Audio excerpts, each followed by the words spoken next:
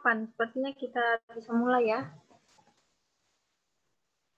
Baiklah, selamat malam bagi kita semua. Selamat malam. Selamat malam. Selamat malam. Terima kasih. Malam. Syukur kita panjatkan kehadirat Tuhan, oleh karena berkat Tuhan yang masih kita rasakan, kita boleh berkumpul pada malam hari ini melalui Zoom.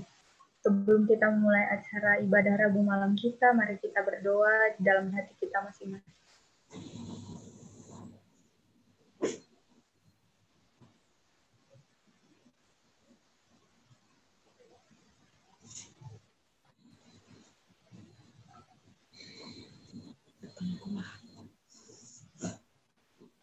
Sebagai lagu pembuka, kita akan bernyanyi dari lagu nomor 268 pada saat berdoa.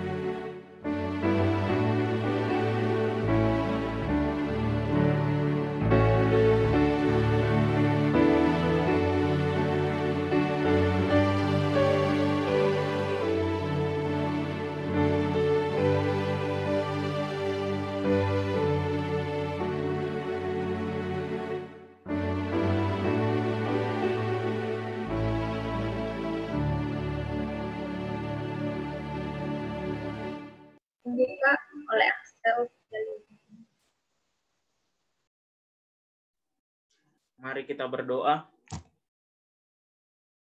Terima kasih Tuhan atas segala berkat dan perlindungan-Mu Tuhan sepanjang minggu ini Tuhan. Kami telah sampai pada pertengahan minggu ini Tuhan. Kami berkumpul di dalam aplikasi Zoom ini Tuhan untuk memuji dan memuliakan nama-Mu Tuhan. Sungguh besar kasih dan rahmat-Mu Tuhan kepada kami umat-umat-Mu. Tuhan, kami akan segera memulai acara kebaktian kami Tuhan. Kiranya Tuhan memberkati acara kami ini dari awal hingga selesai Tuhan. Berkati pembicara Tuhan, supaya apa yang hendak dikotbahkan dia semua berasal daripada-Mu Tuhan. Tuhan, berkatilah teman-teman kami, jemaat-Mu Tuhan, yang belum dapat bergabung pada kami Tuhan. Kiranya Tuhan memberkati mereka agar di minggu-minggu selanjutnya kami dapat bersama-sama memuji dan memuliakan nama-Mu Tuhan. Hanya kepadamu sajalah kami berserah Tuhan. Di dalam nama anak-Mu Tuhan Yesus kami berdoa mengucap syukur. Amin. Terima kasih. Saat ini kita akan mendengarkan lagu pujian dari anak kelas 3 SD Advent 4 Padang Bulan.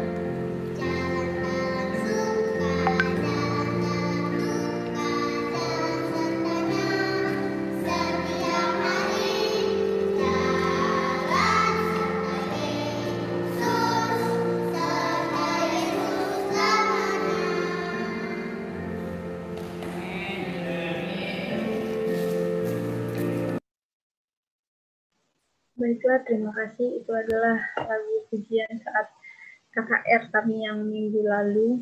Ada 5 orang dalam satu kelas 3, dan salah satunya siswa yang di tengah tadi, anak perempuan kecil itu beragama Muslim. Jadi dia mau menyanyi Walking with Jesus. Terima kasih, terpujilah nama Tuhan. Nah, saat ini kita akan dengarkan khotbah yang akan dibawakan oleh Kak Teti Tambunan dengan judul Terapi Pikiran. Dipersilahkan.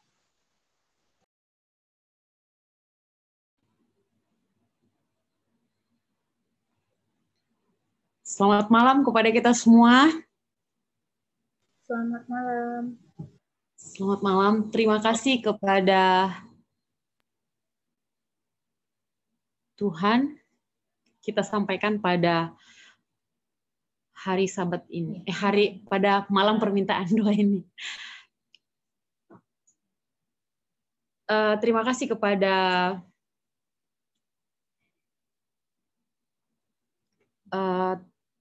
tua-tua jemaat ataupun bagian seksi acara yang telah memberikan kesempatan kepada kami orang-orang muda untuk membawakan firman Tuhan pada malam hari ini. Biarlah apa yang akan kita dengarkan boleh kita pelajari dan dapat kita terapkan dalam kehidupan kita masing-masing untuk membawa kita lebih mengandalkan Tuhan di dalam kehidupan kita. Judul firman Tuhan yang akan saya bawakan pada malam hari ini berjudul terapi berpikir positif ataupun terapi pikiran. Saya mau bertanya kepada kita semua, apakah pada saat ini perasaan kita sedang damai atau perasaan kita lagi galau, seperti orang muda bilang, ataukah pikiran kita lagi kacau, ataukah pikiran kita lagi bahagia? Kita boleh menjawabnya di dalam hati kita dan kita sampaikan kepada Tuhan. Ada hubungan yang erat antara pikiran dan tubuh kita.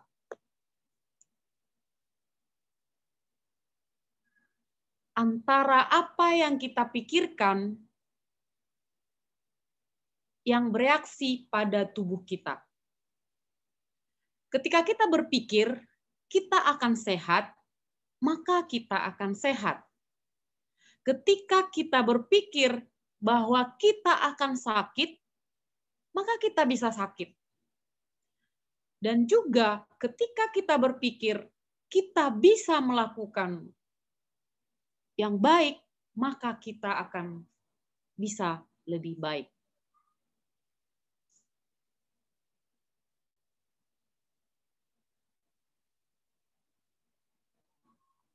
Next, Bang, boleh.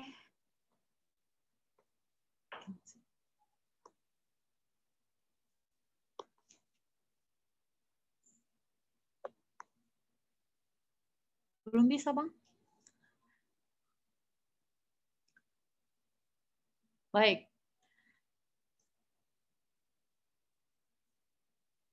Mengapa kita penting berpikir positif?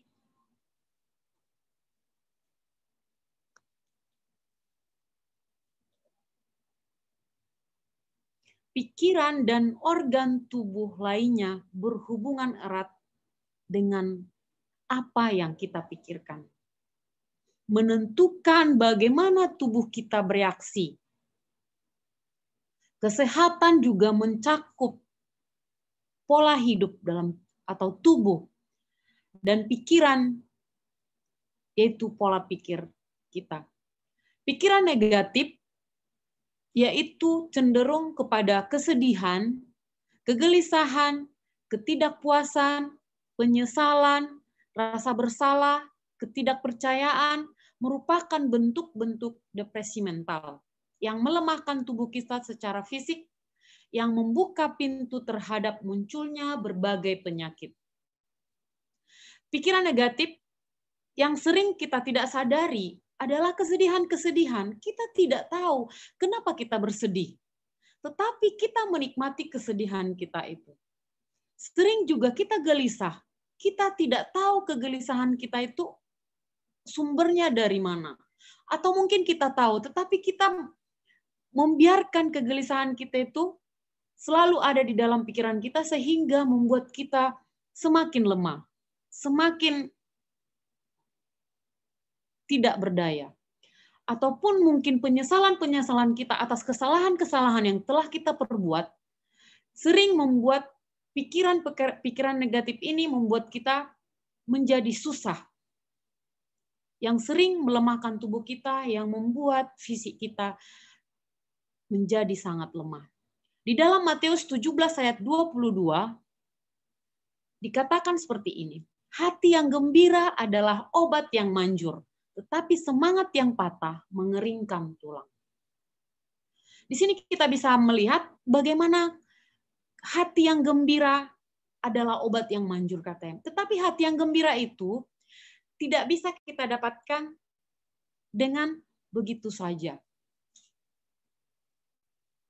Kita harus menyerahkan hidup kita ke dalam tangan Tuhan supaya kita bisa bergembira. Ada dua sumber pikiran ataupun perasaan.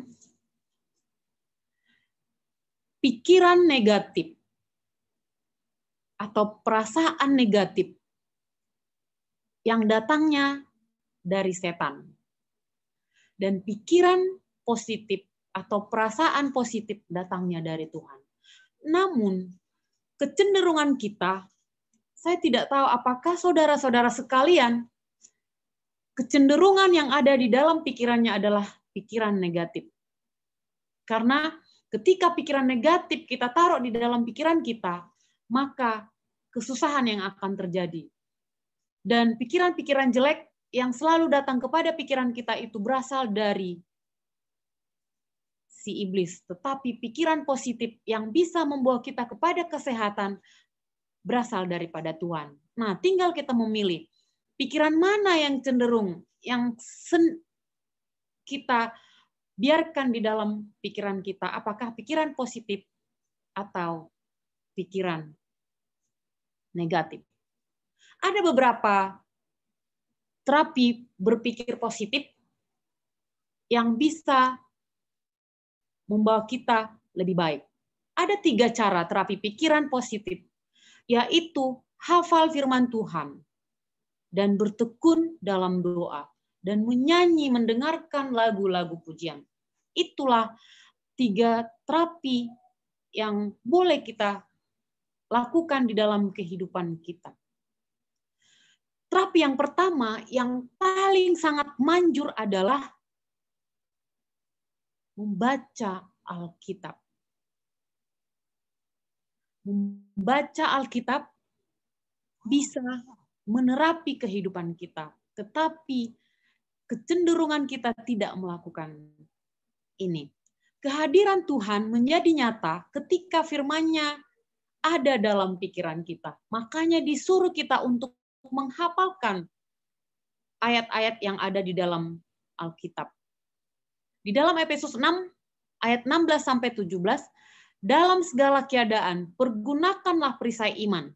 Sebab dengan perisai itu kamu akan dapat memadamkan semua panah api dari si jahat, dan terimalah ketopong keselamatan dan pedang Roh Kudus, yaitu firman Allah. Jadi pada Sabat yang lalu, kami pada saat PA bersama orang-orang muda, ada pembahasan ataupun sejenis games gitu, yang menghafalkan ayat-ayat hafalan yang sudah kita tahu semenjak dulu.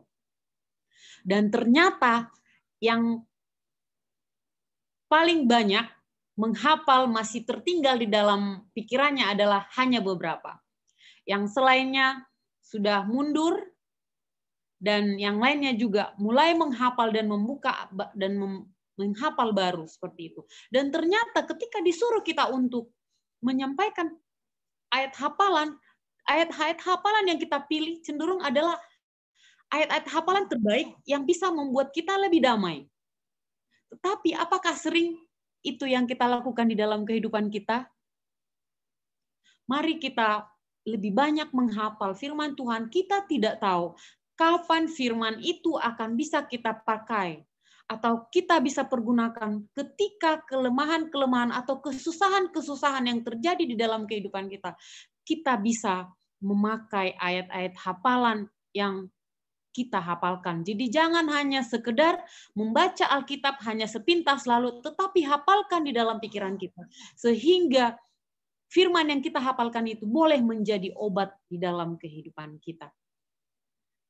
Di dalam Mazmur 121 ayat 1-2 dikatakan, aku melayangkan mataku ke gunung-gunung, dari manakah akan datang pertolonganku? Pertolonganku ialah dari Tuhan yang menjadikan langit dan bumi. Nah, saya tidak tahu di antara kita beberapa banyak orang yang sudah pernah mendaki gunung, mungkin sudah banyak ya di antara kita yang pernah mendaki gunung, atau mungkin yang orang-orang yang tinggal di pegunungan pasti sudah pernah mendaki gunung. Ketika kita mendaki gunung, semua di gunung itu adalah hanya ada pohon-pohonan dan tidak ada rumah penduduk. Ketika kita mendaki gunung,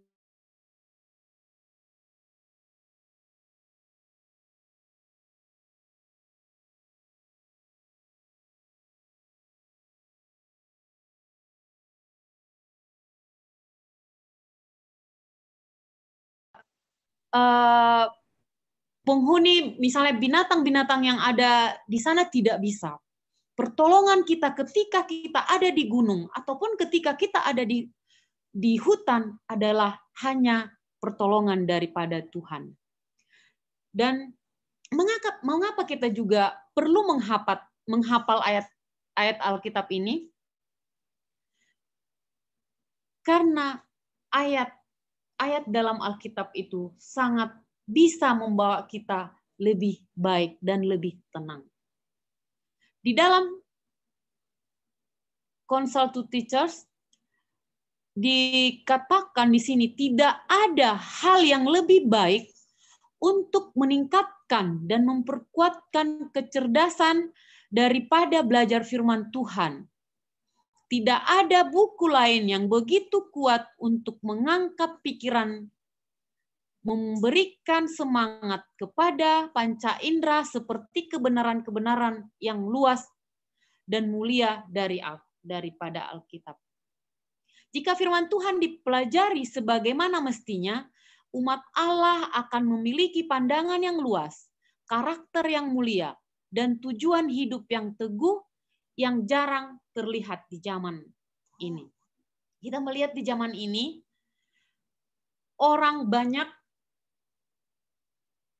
berlomba-lomba untuk mencapai kekayaan, mencapai atau mencari uang sebanyak-banyaknya. Namun, mereka tidak tahu arah dan tujuan masa depan mereka.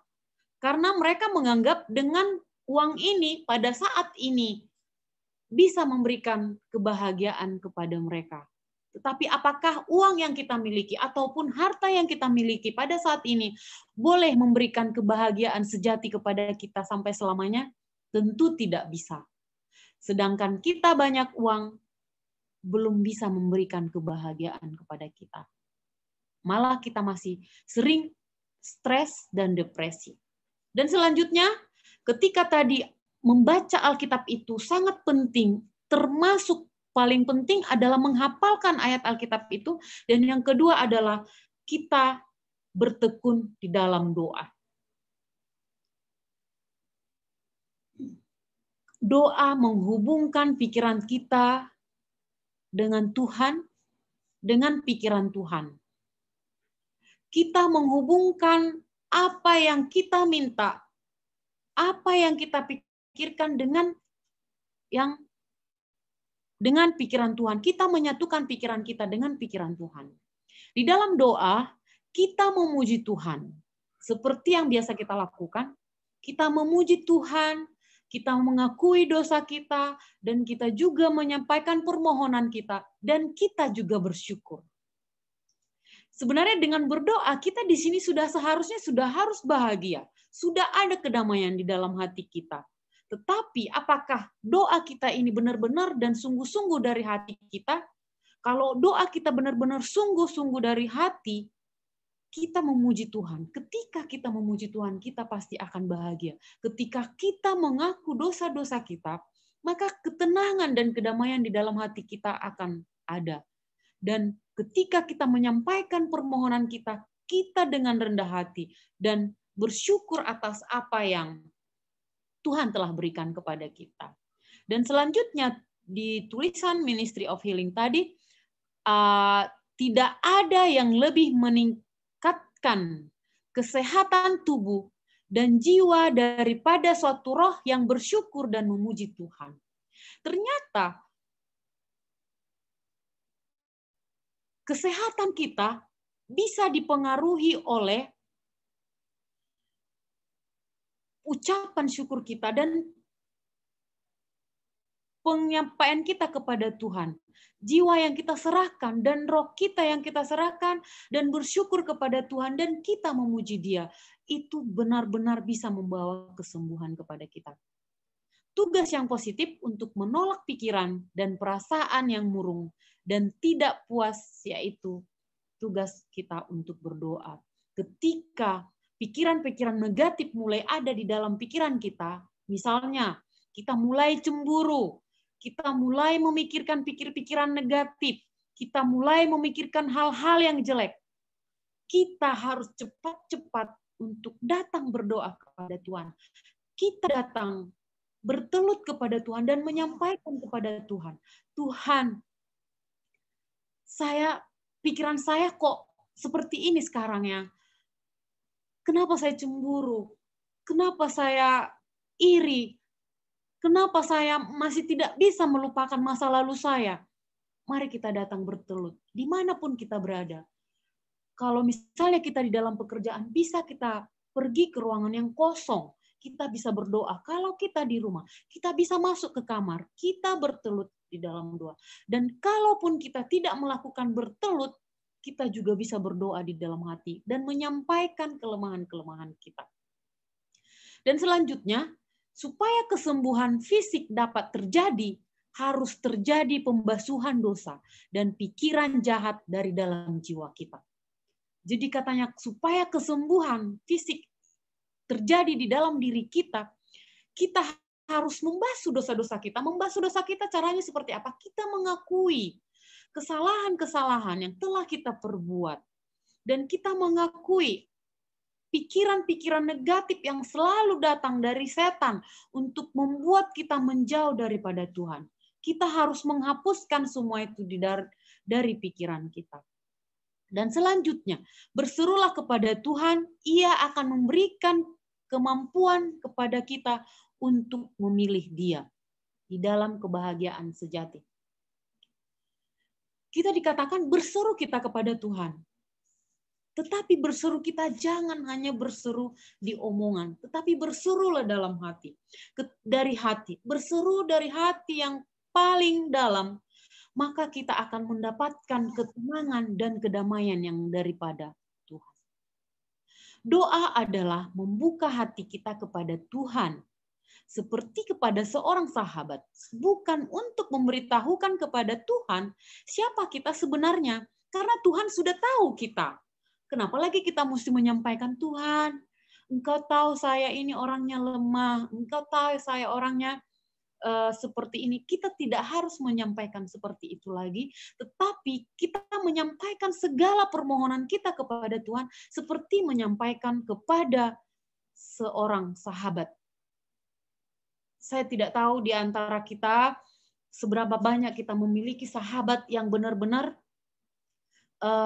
sahabat yang membuat kita benar-benar membuat kita tenang.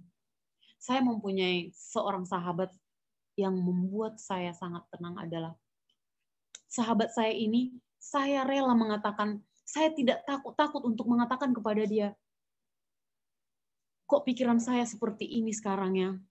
Kok saya rasanya cemburu sekali dengan ini. Kok pikiran saya tidak bisa saya lepaskan dari ini. Saya berani untuk menyampaikan dia. Ketika saya sampaikan kepada sahabat saya ini, maka ketenangan ada di dalam hati saya. Dan sahabat saya itu juga menyampaikan kepada saya bagaimana saya bersifat. Sampaikan kepada Tuhan, menangislah kepada Tuhan, curhatlah kepada Tuhan. Jangan hanya curhat kepada manusia, tetapi curhatlah kepada Tuhan kita itu. Karena Tuhan kita itu yang maha mendengar, katanya seperti itu kepada saya. Akhirnya saya mencoba trik-trik yang dia berikan. Dan memang benar-benar ketika hati saya sampaikan kepada Tuhan. Dan permohonan saya dan keluhan saya sampaikan kepada Tuhan dengan sepenuh hati. Ketenangan dan kedamaian saya alami. Apalagi kalau kita itu berdoa sampai menangis, berarti kita itu benar-benar menyampaikan dari seisi hati kita.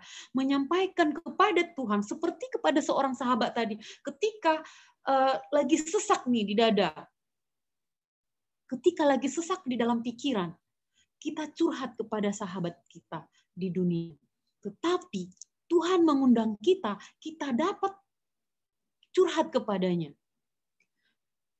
Kita dapat menyampaikan segala pergumulan kehidupan kita, segala keinginan kita, segala kerinduan hati kita, kita bisa menyampaikan kepada Tuhan. Kita boleh menyampaikan semuanya, semua yang mengganggu dan menghalangi pikiran kita, kita boleh sampaikan kepada kita.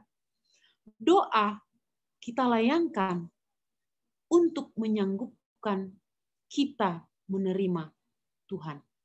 Bukan supaya Tuhan datang hadir kepada kita, tetapi menyanggupkan kita untuk menerima Dia. Doa tidak membawa Tuhan turun kepada kita, tetapi doa membawa kita naik kepada Tuhan. Ketika kita berdoa, berdoalah dengan rendah hati. Sampaikan seluruhnya kelemahan-kelemahanmu kepada Tuhan. Dan diajak juga kita untuk selalu tekun dalam doa. Jadi jangan kita berdoa hanya pada saat susah saja, tetapi ketika lagi bahagia hati kita ini, kita juga harus berdoa. Kenapa saya katakan ketika kita bahagia, kalau saya sering seperti itu, ketika mulai pikiran saya bahagia, saya mulai lupa. Saya mulai sibuk dengan pekerjaan-pekerjaan saya. Tetapi sahabat saya yang tadi saya bilang itu, sahabat saya yang masih di dunia, mengatakan kepada saya, jangan berdoa, jangan mengucap syukur kepada Tuhan hanya pada saat bersedih. Atau mungkin jangan mengucap syukur kepada Tuhan pada saat ketika doa-doa kita sudah dijawab. Ketika lagi bahagia juga kita, Tuhan menginginkan kita untuk mengucapkan bersyukur kepada Dia supaya kebahagiaan itu ada selalu di dalam kehidupan kita. Selanjutnya, Anda dapat menyerahkan kemauan padanya. Lalu Dia akan bekerja di dalam dirimu dan mengerjakannya semua dengan sesuai dengan keriduannya. Dengan demikian, semua tabiatmu akan diarahkan kepada pemimpin Roh Kristus. Keinginan-keinginanmu akan dipusatkan padanya, dan pikiran-pikiranmu akan sejalan dengan pikiran. Nah, ketika pikiran kita sejalan dengan pikiran Tuhan, maka kedamaian dan kebahagiaan akan menjadi bahagia. Mari kita bertanya kepada hati kita masing-masing, kepada diri kita masing-masing. Apakah kita sudah sering mengundang Tuhan untuk memimpin kita, atau Roh Kristus memimpin kita akan keinginan-keinginan kita? Apakah kita cenderung mencari kebahagiaan atau ketenangan hanya menurut cara-cara yang kita lakukan sendiri? Ketika kita mencari kebahagiaan menurut versi kita sendiri, maka kebahagiaan kita itu adalah hanya sebatas ketika kita mampu membuat kita bahagia. Tetapi ketika kita meminta kepada Tuhan supaya Dia yang memberikan kebahagiaan dengan kita, kepada kita, maka Tuhan akan memberikan, tetapi dengan syarat kita harus menyatukan pikiran kita dan pikiran Tuhan. Maka pikiran Tuhan dengan pikiran kita akan menjadi sejalan. Maka kebahagiaan dan ketenangan menjadi bahagian kita. Apakah kita ingin bahagia? Saya pikir semua kita ingin bahagia. Ketika segala pergumulan-pergumulan, permasalahan-permasalahan kehidupan yang terjadi di dalam hidup kita, mari kita datang kepada Tuhan melalui doa.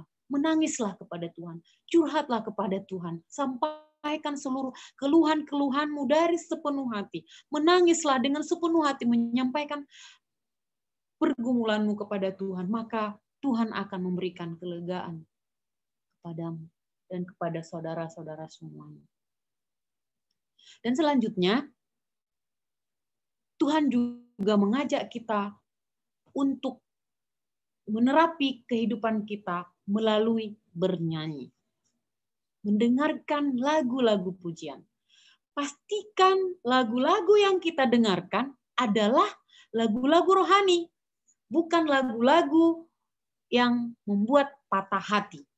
Nah, kalau orang muda zaman-zaman sekarang atau mungkin tahun-tahun 2000-an ke sini, lagu-lagunya itu kebanyakan adalah lagu-lagu galau. Jadi lagu-lagu galau ini, tapi memang karena lagi booming, orang banyak sekali menyukainya. Seperti yang lagu yang zaman dulu juga ada ya. Lagunya seperti ini. Jika kau mati, aku juga mati. Seperti ini. Oh, ini bukan lagu yang sangat bukan lagu yang membangun. Ada juga yang mengatakan, oleh orang muda yang mengatakan, jadi misalnya orang muda yang sudah putus, tetapi ada lagunya lagi. Kenanglah cinta kita yang sudah berlalu. Nah, ketika seorang yang sudah berkeluarga, misalnya bermasalah dengan istrinya, bermasalah dengan istrinya, misalnya dengan pasangannya, akan menyanyikan lagu "Kenanglah Cinta Kita" katanya kepada mantannya. Akhirnya apa? Diingatlah mantannya itu, dan itulah yang membuat jadi sumber apa? Sumber masalah. Diingat masalah mantan-mantannya, akhirnya dibandingkan mantannya dengan pasangannya sekarang, terjadilah kegalauan. Jadi kita pastikan lagu-lagu yang kita pilih adalah lagu-lagu yang mengangkat kerohanian kita. Kalau bisa kita nyanyikan lagu-lagu yang membuat semangat kita tambah naik. Contoh lagu yang membuat semangat kita naik adalah Aku memuji kebesaran-Mu. Kalau kita menyanyikan ini, kita percaya bahwa kebesaran Tuhan itu kita memuji. Ketika kita bisa memuji kebesaran Tuhan, berarti kita menyadari bahwa Tuhan itu sangat besar, bahwa Tuhan itu sangat baik kepada kita. Kita memuji kebaikan Tuhan itu dan kebesaran. Maka semangat kita pun akan semakin semangat. Dan mungkin banyak juga lagu-lagu di dalam lagu Sion kita yang mengangkat kerohanian kita.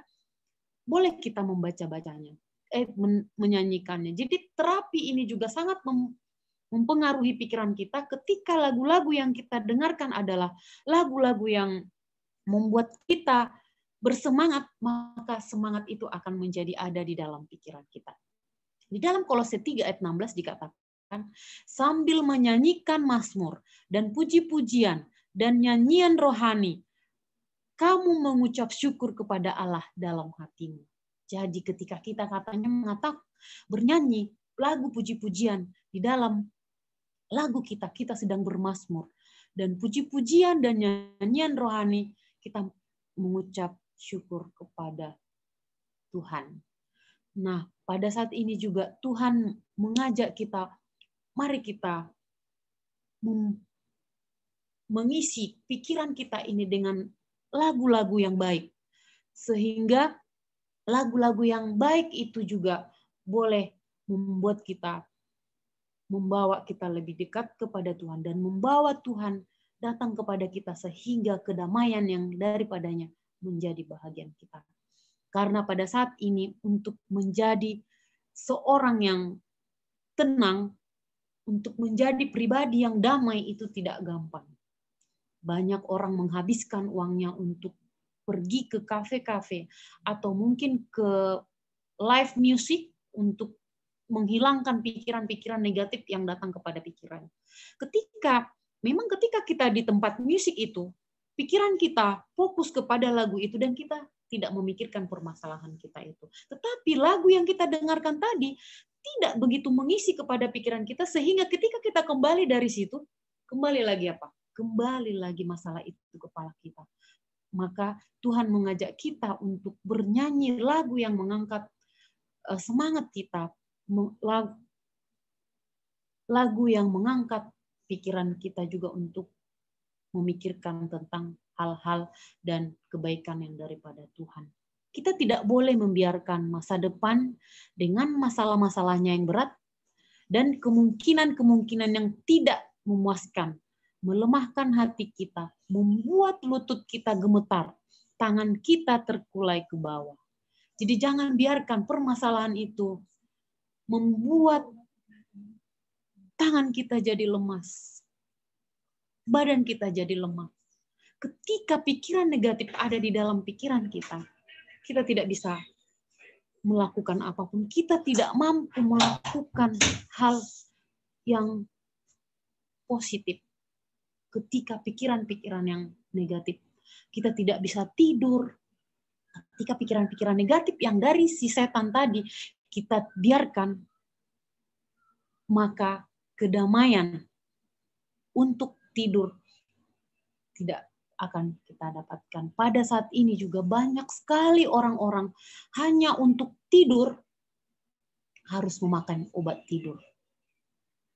Hanya untuk bisa istirahat dengan tenang harus memakan obat penenang. Bersyukurlah kita jika kita masih bisa tidur dengan tenang. ketika kita mulai terganggu akan tidur, mari kita berdoa kepada Tuhan, meminta kepada Tuhan, bantu saya Tuhan untuk saya dapat istirahat. Untuk saya dapat tidur malam ini. Jangan biarkan pikiran-pikiran negatif yang mengganggu kita sehingga kita tidak dapat tidur, sehingga pikiran-pikiran negatif selalu datang kepada pikiran kita. Mari kita mengundang Tuhan untuk tetap di dalam pikiran kita melalui pikiran-pikiran positif. Karena pikiran positif, pikiran-pikiran yang daripada Tuhan adalah pikiran positif yang membangun, yang membawa kita kepada kesehatan. Kalau saya boleh bercerita juga sedikit tentang ibu saya yang sakit. Jadi saya ini sedikit di rumah memang sedikit cerewet kepada mama saya ini. Karena mama saya ini juga dulu permasalahan sakitnya adalah ketika ada batu di empedunya dan itu sudah diangkat, kita pikir gara-gara masalah empedu itu lagi selalu sakit, bolak-balik masuk ke rumah sakit. Ternyata permasalahannya apa? Permasalahannya adalah pola pikir. Dia selalu berpikir bagaimana anak saya ini nanti kalau belum menikah aku mati. Bagaimana nanti kalau anak saya ini belum menikah semuanya kalau saya meninggal. Bagaimana nanti kalau semua anak saya ini belum punya anak ketika saya meninggal. Itu yang mungkin selalu ada di dalam pikirannya. Maka ketika dia di dalam rumah sakit, ketika infus masih masuk ke dalam tubuhnya, masih tenang. Ketika balik ke rumah, 3 hari di rumah sudah langsung lemah lagi. Itu karena pikiran. Dan karena pikirannya dia juga tidak bisa tidur. Karena tidak bisa tidur, maka lambungnya terganggu. Ketika lambungnya terganggu, dia akan muntah-muntah. Ketika sudah muntah-muntah, turun elektrolitnya, maka 3 hari kemudian kita akan membawa ke rumah sakit.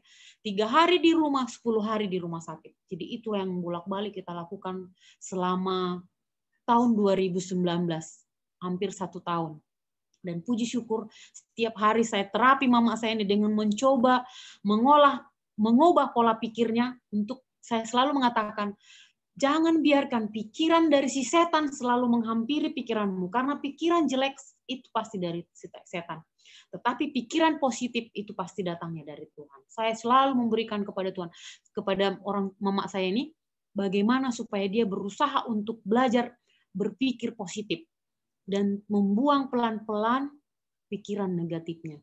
Dan saya juga ketika menyampaikan ini kepada ibu saya juga diterapi.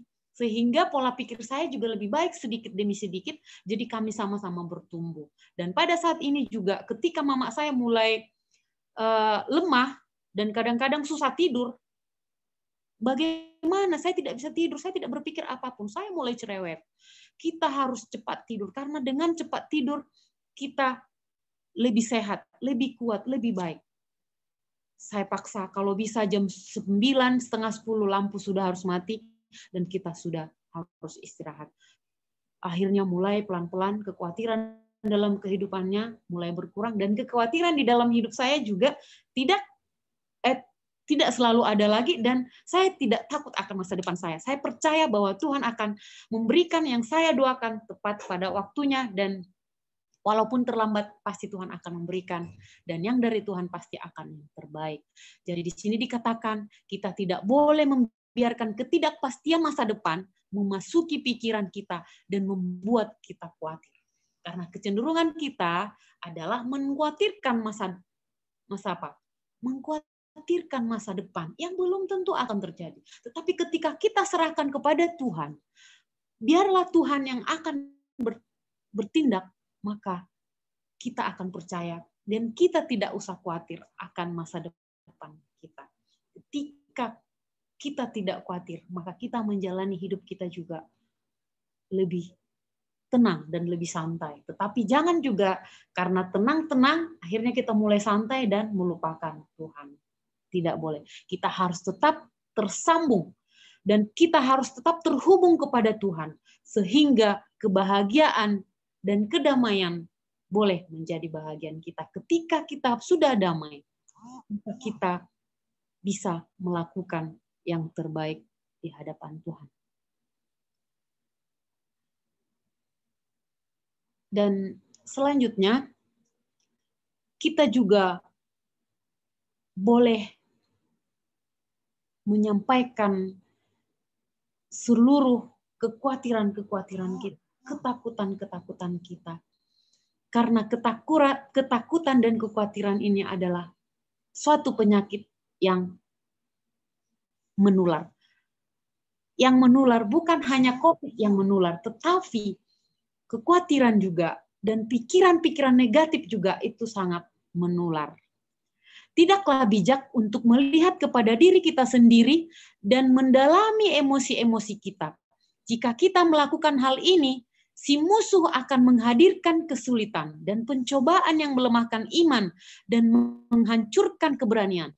Mempelajari emosi kita dengan seksama dan membuka jalan kepada perasaan-perasaan kita sebenarnya memanjakan keraguan dan menjerat diri kita dari kebingungan. Jadi di sini dikatakan bagaimana kita jangan sampai berkutat di dalam emosi-emosi yang terjadi di dalam pikiran kita. Jangan selalu kita biarkan. Jangan kita manjakan pikiran kita itu dengan emosi-emosi yang jelek. Emosi-emosi yang kita dengarkan dari omongan orang, kita dengarkan omongan dari ini, kita dengarkan omongan dari si ini. Kalau memang pun omongan yang dari sebelah adalah benar yang kita lakukan, kita salah. Kita boleh meminta kepada Tuhan, Tuhan ampuni saya. Jadi Tuhan berikan pengampunan kepada saya atas kesalahan saya. Boleh kita meminta kepada Tuhan seperti itu. Jadi jangan kita biarkan kesusahan-kesusahan itu dan perkataan-perkataan orang lain itu membawa kita menjadi emosi kita tidak stabil. Jangan orang jadi penentu kehidupan kita. Tetapi biarlah hubungan kita dengan Tuhan menjadi penentu kita untuk lebih baik.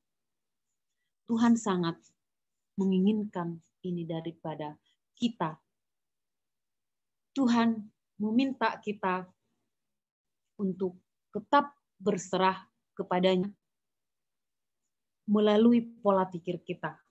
Kita boleh memilih apa yang patut kita pikirkan. Jangan biarkan pikiran kita ini dikendalikan oleh pikiran-pikiran negatif yang selalu datang dari si iblis.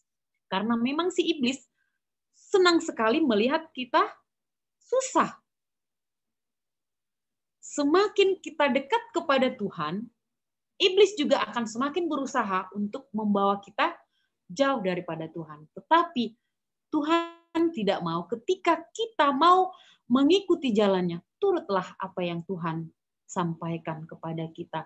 Biarlah melalui terapi-terapi yang sudah diberikan tadi, melalui membaca Alkitab. Membaca Alkitab tidak hanya sekedar membaca, tetapi hafalkan ayat-ayat itu yang bisa kelak menjadi obat. Ketika ayat kekhawatiran sudah nempel di kepala kita, ketika kita khawatir, maka ayat itu bisa membuat kita menjadi tidak khawatir. Ketika ayat-ayat yang tentang ketakutan kita hafalkan, ketika kita merasa takut, maka kita akan merasa tidak takut. Ketika ayat-ayat tentang bersyukur kita hafalkan di dalam kepala kita, maka ketika apapun keadaan kita, kita dapat bersyukur. Ketika dalam keadaan susah kita bersyukur, itu sangat susah. Tidak gampang. Tetapi ketika kita mampu melakukan itu, maka Tuhan akan bersukacita. Dan kedamaian sejati yang daripada Dia itu adalah menjadi bagian kita. Jadi jangan kita biarkan pikiran-pikiran negatif itu menghalangi kita untuk bahagia, untuk menjalani kehidupan kita lebih bahagia dan lebih menderita. Karena keseringan yang kita pikirkan itu belum tentu akan terjadi. Tetapi Tuhan mengundang kita untuk belajar membaca Alkitab, belajar tetap bertekun di dalam doa. Janganlah kita berdoa hanya 3 kali sehari, hanya makan pagi, siang, dan malam. Ataupun 5 kali. Bangun pagi, mau tidur, makan pagi, makan siang, makan malam, jangan kita hanya berdoa seperti itu. Tapi kalau ada keinginan-keinginan kita atau ucapan syukur kita, mari kita datang kepada Tuhan. Ketika pikiran-pikiran jelek mulai datang kepada pikiran kita, mari kita datang kepada Tuhan, merendahkan diri ke hadirat-Nya. Sampaikan kepada Tuhan, Tuhan, kenapa pikiran saya seperti ini? Bantu saya Tuhan untuk menghilangkan pikiran yang jelek ini dari pikiran saya. Sehingga saya boleh menikmati hidup ini dengan damai.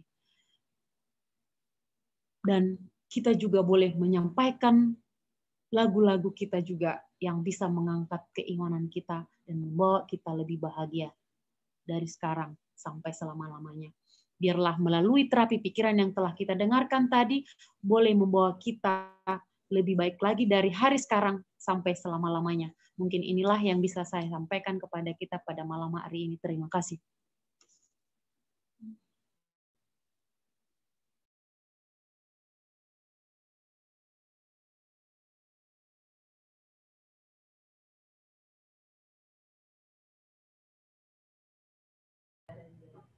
Baik, selamat malam. Tadi saya diinfokan oleh saudari Julie. Kalau dia tidak ada, Julie? Bisa, Jul? Baik, kita akan masuk kepada ruang diskusi untuk pelajaran kita malam hari ini. Mungkin ada yang ingin memberikan masukan tambahan ataupun pertanyaan yang kita akan diskusikan mengenai terapi pola pikiran melalui bernyanyi, berdoa, dan belajar firman Tuhan.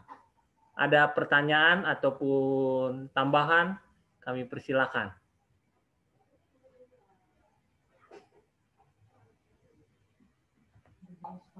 Saya boleh ya, Pak? Silakan Bu, silakan.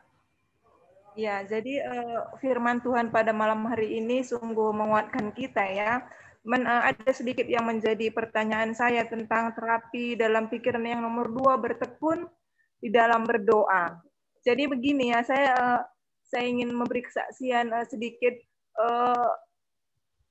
Kami sebelum berangkat kemanapun kalau keluar kota, kami selalu berdoa. Kami selalu berdoa kan. Jadi tiba-tiba pada hari Minggu kemarin ini, Minggu 3 hari yang lalu, kami pulang kampung, kami lupa berdoa. Satu keluarga kami lupa berdoa. Jadi sampai di Dolu, tiba-tiba teringat, oh rupanya kita belum berdoa. Tiba-tiba Pak Sinu Haji langsung meminggirkan mobil, kami berdoa di Dolu. Dari Medan nggak ada berdoa, kelupaan seperti itu ya. Jadi sampai di Dolu, kami berdoa, tapi pas saat berdoa itu udah muncul pikiran yang negatif, yang datangnya dari iblis, dari setan tadi ya. Tapi setelah berdoa, pas pulangnya dari Brastagi ke Medan, tiba-tiba di Pancur Batu, karena macet memang ya, tiba-tiba kami mendengar suara dari belakang, debam. Rupanya mobil kami diseruduk dari belakang. Nah, jadi saya teringat, oh mungkin ini gara-gara kami tidak berdoa ya, seperti itu. Jadi yang menjadi pertanyaan saya, pada saat kita menyerahkan diri kepada Tuhan, memang datang pikiran daripada pikiran negatif kita daripada setan. Kira-kira kenapa ya Tuhan itu mengizinkan setan untuk mencobai kita lah ya? Karena pada akhirnya kami memang kena tabrak dari belakang. Apakah karena keterlambatan doa itu atau bagaimana? Mohon penjelasan. Ya, baik. Saya rasa kita sudah jelas ya pertanyaannya. Jadi ketika ada sesuatu yang terjadi dan memang kita tidak berdoa, apakah memang setan gunakan itu sehingga akhirnya kita harus mendapatkan, ya boleh dikatakan musibah lah. Ya, walaupun bersyukur tidak terjadi masalah besar ya Bu ya. Hanya tertabrak di belakang mobil aja.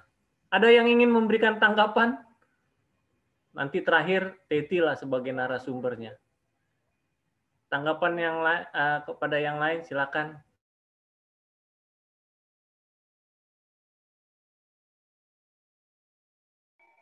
Ya, sedikit Pak tulangan ya. Ya, banyak juga nggak apa-apa Pak. Jadi memang kadang-kadang memang bisa juga terlintas seperti pikiran Ibu Sinu Haji. Oleh karena mungkin ini saya jadi seperti ini gitu kan. Tapi kalau saya berpikir, saya sendiri berpikir tidak Pak. Jadi artinya biar kita berdoa sekalipun bukan berarti gimana ya, saya katakan ya memang kita percaya dalam lindungan Tuhan, tapi kalau saya pikirkan apakah orang-orang yang mengalami masalah itu tidak berdoa, pasti berdoa juga kan. Saya artinya sulit saya ungkapkan, tapi saya berpikir berdoa atau tidak berdoa, masalah tidak masalah, tetap juga berdoa, kira-kira gitu Pak. Adapun masalah setelahnya ya tetap sajalah berdoa kan gitu kan. Dan saya juga nggak pernah berpikir-pikir loh, persis seperti apa yang dikatakan Ibu Sinu Haji. Jadi dulu saya ingin cerita sedikit. Dulu ketika anak-anak ini masih kecil, saya pulang kampung. Rupanya tahun 2001 itu kalau saya ingat. Rupanya di perjalanan banjir besar dari sini ke apa? Ke tebing tinggi. Jadi saya sudah ya biasa saya berdoa, mau berangkat juga seperti apa kata Ibu Sinu. Kadang-kadang di mobil juga saya berdoa kan begitu. Lalu tiba-tiba di Tamora itu mobil yang saya kendara itu udah seperti sampan Pak. Karena besarnya banjir gitu kan. Sudah seperti sampan dia. Artinya udah seperti nggak kena lagi bannya itu ke aspal, saya kira udah seperti goyang gitu. Saya juga udah ketakutan, ini apakah masuk ke parit ini, saya pikir gitu. Jadi, waduh, saya pinggirkan mobil ini. Ternyata setelah saya pinggirkan, keluar ada orang yang sedang lagi mencari hiburan di Tamora itu, ditabraknya lagi mobil ini. Jadi ya udah saya pikir selesai masalah banjir ini, tahu-tahu ditabrak lagi dari samping kan, mundur dia nggak lihat-lihat, padahal mobil saya ada, dihantam gitu. Lalu sepanjang jalan saya berpikir, kok masalah terus ini saya kira.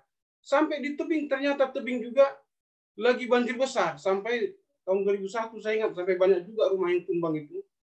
Akhirnya saya berpikir-pikir, apakah Tuhan ini udah jauh dari saya kok seperti ini? Perjalanan kok mengerikan sekali saya pikir. Ternyata beberapa hari kemudian kami mau ke Siborong-Borong. Mama saya mau ke tebing tinggi. Satu malam duluan mama saya berangkat. Kami duluan sampai di Siborong-Borong. Mereka tidak bisa bergerak sama sekali di jalan lintas Sumatera itu. Jadi saya berpikir ternyata saya berdoa dan saya pada saat itu yang saya serahkan karena saya gak ketakutan di mobil itu. Karena yang banjir terus kan mobil itu pickup pula, jadi agak ringan dia.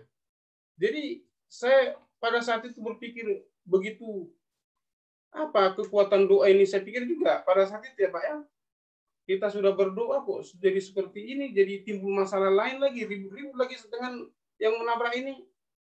Tapi belakangan saya kira nggak ada apanya ya,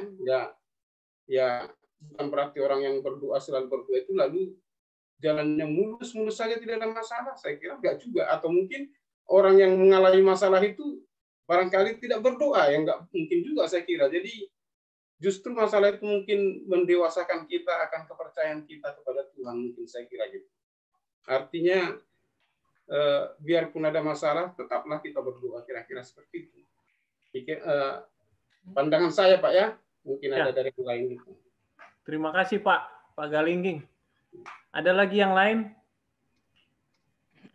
Oke, Pak. Panangari. Ya, kita sering manusia ini memang manja ya. Minta Tuhan kasihnya roti. Minta Tuhan dikasihnya jodoh. Minta Tuhan dikasihnya kesehatan. Tapi sebenarnya Tuhan sendiri sudah memiliki skenario. Hidup Nangari itu sudah ditentukan pada umur sekian, Bapak nanti nggak kerja lagi. Gitu. Udah ditentukannya. Jadi sekarang kita berdoa, mintalah maka kamu akan diberikan gitu ya. Itu memang janji Tuhan, tetapi Tuhan tidak pernah, dia mempunyai rencana yang lain dengan rencana kita. Skenario Tuhan itu ada pada kita masing-masing. Semenjak kita di dalam rahim ibu kita, sudah ada itu. Pada saat tertentu nanti di Pancur Batu, mobilnya Sinung Haji ditabrak sama orang yang nggak berdoa. Bisa aja. Bisa saja. Jadi dalam hal ini kita hubungkan dengan khotbah si Tambunan tadi. Teti Tambunan ya. Luar biasa ini. Teti Tambunan ini. Kamu psikolog ya. Bagus. Ya, walaupun mungkin kamu juga guru, saya nggak tahu. Tetapi nampaknya pengajaran yang kau berikan itu, saya sendiri ya lebih cepat aku bertobat ini supaya aku sadar diri ya. Jadi maksudnya turn to be positive itu adalah reaksi kita terhadap kejadian yang baru saja terjadi sebenarnya. Jadi ketika kamu tadi ingat kamu di dahulu lupa berdoa. Berdoa itu kan turn to be positive. Jadi yang negatif tadi yang tidak kamu umpamanya lupa berdoa tadi, sudah diingatkan Tuhan, kamu berdoa. Ini sudah menjadi positif. Tip kredit itu. Nah, ketika kamu sampai kembali ke Pancur Batu tadi, ditabrak orang.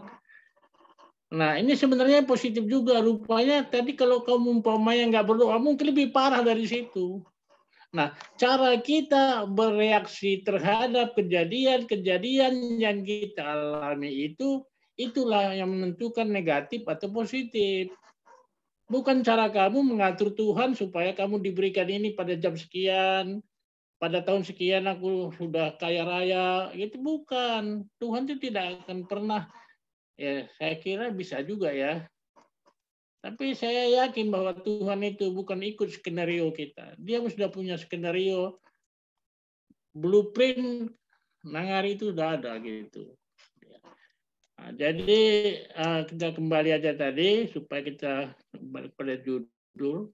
Turn to be positive, artinya apapun yang kamu alami, coba lihat. Oh ya Tuhan, ada rupanya sesuatu. Tanggapan saya itu haruslah syukur juga, walaupun ditabrak orang syukur juga, karena nggak sampai kamu pemain cedera juga gitu ya, syukur juga. Memang aneh ya, kalau ditabrak orang kok disyukuri ya. Tetapi ingat itu bahwa Tuhan sebenarnya sudah punya skenario untuk kita.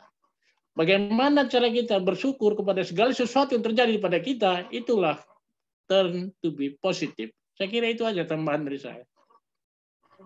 Baik, terima kasih Pak Nangari. Jadi apapun baiklah bagiku. Nah, kayak begitulah kurang lebih kesimpulan yang saya bisa berikan dari komentar Pak Nangari. Yang lain silakan ingin memberikan tanggapan. Ada pertanyaan lain. Ini ya, Pak Panjaitan. Saya tertarik dengan tadi bahwa maaf ya tadi ilustrasinya orang tua memikirkan anaknya, lalu kemudian ya sebagai orang tua memang pasti pikiran anaknya gitu kan, pada akhirnya dia sampai sakit gitu kan, kapan menikah, kapan lain sebagainya. Memang bagi orang tua anak ini memang gimana ya, tidak bisa dipikirin. Ketika orang belum menikah dia menjadi beban, ketika sudah menikah belum punya anak terbebani, ketika sudah punya anak ya mesti diurus anaknya kan gitu kan, biaya beban gitu kan. Ketika anak sudah besar belum sekolah ya kepikiran juga, ketika sudah besar tamat sekolah belum kerja ya pikiran juga, kemudian dia sudah kerja belum nikah ya jadi kepikiran juga, sudah menikah nggak punya anak ya stres juga ya, semua jadi pikiran gitu kan kayaknya. Nah tetapi yang menjadi masalah saya sering melihat bahkan di antara gereja-gereja kita ada juga keluarga kami begitu.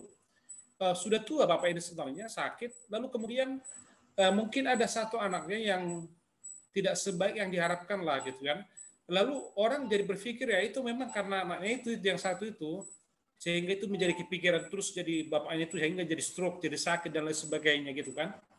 Nah, saya sering melihat ini di antara umat-umat Tuhan, seperti tadi ilustrasi tadi ya. Kira-kira bagaimana kita menyikapi ini? Saya sih secara pribadi tidak begitu setuju seperti itu ya. Artinya, ya orang tua sakit, sudah tua, ya menurut saya sudah sewajarnya sakit, sudah tua. Tetapi ketika anaknya menjadi disalahkan, ya bolehlah anaknya mungkin bandel, ya saya pikir kurang fair. Kira-kira bagaimana kita menyikapi hal seperti ini? Terima kasih. Baik, saya rasa pertanyaannya jadi dua saja ya. Jadi jangan ada tambahan lagi pertanyaan. Yang lainnya hanya bisa mengomentari. Mohon maaf karena ya keterbatasan waktu juga. Jadi ada dua pertanyaan tadi terkait Ibu Sino Haji. Saya nggak berdoa, tiba-tiba ada musibah.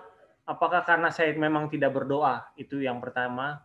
Yang kedua, kalau orang tua itu sakit, ya sampai masuk rumah sakit dan lain sebagainya parah karena ada kondisi di keluarga yang misalnya anaknya yang tidak baik, tidak apa ya, nakal dan lain sebagainya. Oh, ini karena kepikiran anaknya dan lain sebagainya. Apakah ini ada apa ya, korelasi hubungannya atau memang sebenarnya ya memang udah waktunya sakit? Nah, ini pertanyaan dua ini yang kita akan diskusikan malam hari ini. Dan kita bisa aplikasikan lewat pelajaran kita tentang terapi berpikir positif. Ada yang ingin memberikan tanggapan? Maksud saya gini Pak Turangan. Ya. Jadi anaknya itu menjadi dihakimi seolah-olah bahwa ya mungkin juga memang gara-gara kamu tuh orang tua kamu jadi sakit gitu kan? Iya. Gitu. Terima kasih. Benar. Oke. Oke, saya bisa buat jawab sambil kesaksian sedikit. Ini karena cocok juga buat saya pribadi sebenarnya. Kalau bisa dua-dua pertanyaan ya, Pak Berlin. Oke, baik. Dua pertanyaan saya berikan sedikit tanggapan ya. Kalau menurut saya berdoa itu pasti penting. Karena sesuai firman Tuhan, roh penurut, daging kita lemah. Jadi artinya kalau kita nggak biasakan diri kita kepada Tuhan sebelum melangkah, nah inilah memang kelalaian kita berarti daging kita lemah, kita lupa. Nah itu, kalau saya sih, setiap saya dari rumah mau sepeda motor, bukan ini, mohon maaf, mungkin saya bisa 3-5 kali berdoa. Keluar dari kamar selesai berpakaian, saya berdoa, walaupun hanya dalam berapa detik dalam hati saya, Tuhan, saya sudah siap mau berangkat kerja, lindungi saya. Begitu saya sudah hidupkan kereta, Tuhan, saya mau berangkat perjalanan, apapun yang terjadi, saya berserah. Nah, saya selalu begitu, saya tidak pernah memang berdoa yang khusyuk, kata saya hanya berdoa sering dalam hati gitu ya. Artinya apa? Setiap saya melangkah saya butuh Tuhan gitu loh. Jadi oleh karena saya punya daging lemah, saya punya ingin dikuatkan dan diyakinkan karena doa itu seperti saya ya apa ya, seperti memberikan saya energi gitu loh. Seperti kalau mungkin orang kesehatan multivitamin lah gitu supaya saya lebih fresh, lebih yakin, lebih percaya diri. Nah, itu masalah doa.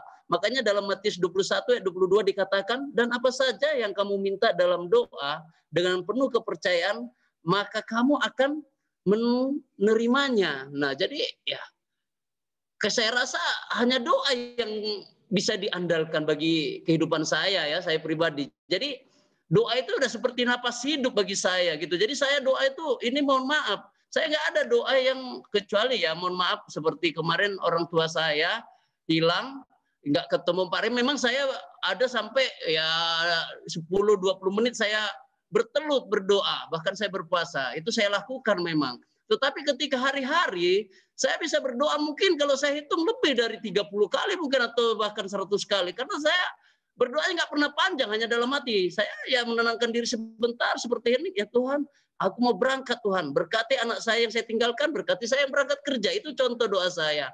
Nah, itu mungkin sedikit pengalaman saya. Nah, pengalaman dari Pak ini, mohon maaf agak panjang sedikit, Pak Sipanjaitan, saya mengalaminya Pak. Saya 38 tahun menikah Pak.